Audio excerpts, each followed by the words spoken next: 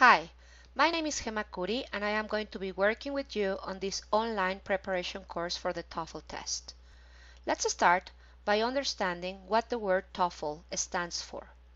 The word TOEFL stands for Test of English as a Foreign Language. It is important to mention that millions of students take TOEFL all around the world every single year. There are many reasons why these students take TOEFL. One of the reasons is when they finish high school and they need a document in order to prove their level of English to universities. Another reason is when they finish university in order to get their final document or their título.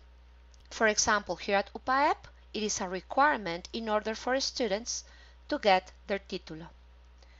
Another reason is when students want to travel to a foreign country in order to take a master's degree or a PhD. There are many other reasons, but these are the most important. We are going to continue by explaining the different sections of the exam and how it is organized. The TOEFL exam has three different sections. The first section is the listening comprehension section. In this section, the exam is going to evaluate your ability to understand short passages and long conversations. Section number 2 is the structure and written expression section.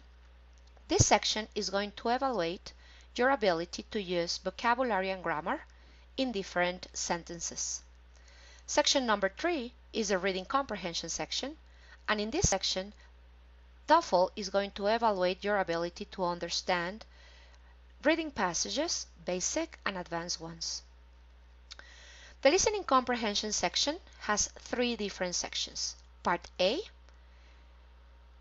in which you are going to be dealing with short conversations.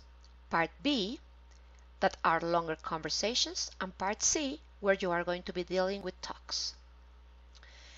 This section of the test lasts between 35 and 40 minutes approximately. It depends on the length of the audio. And by the end of the test, you would have answered 50 questions. The structure and written expression test is divided in two sections. Part A, in which you are going to be filling in the blanks in order to complete sentences, and Part B, where you are going to be finding the mistakes.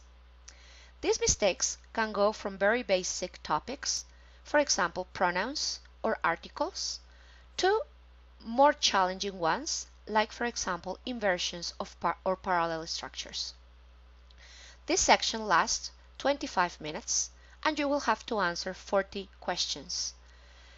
It is important that you understand that Part A goes from question 1 to 15 and Part B goes to questions 16 to 40.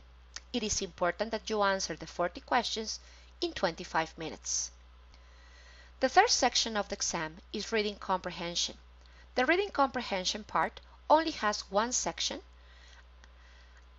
and it is organized in 5 reading passages.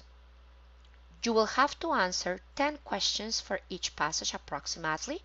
It lasts 55 minutes and by the end of the test you would have answered 50 questions. There are some recommendations that you need to follow at the same time that you are taking this preparation course. First of all, it is highly recommendable that you watch TV in English. Another recommendation is that you use the closed caption of the series or movies in English as well in order for you to develop your vocabulary. Another recommendation is to listen to music in English. It is important that you select music where the lyrics can be understandable.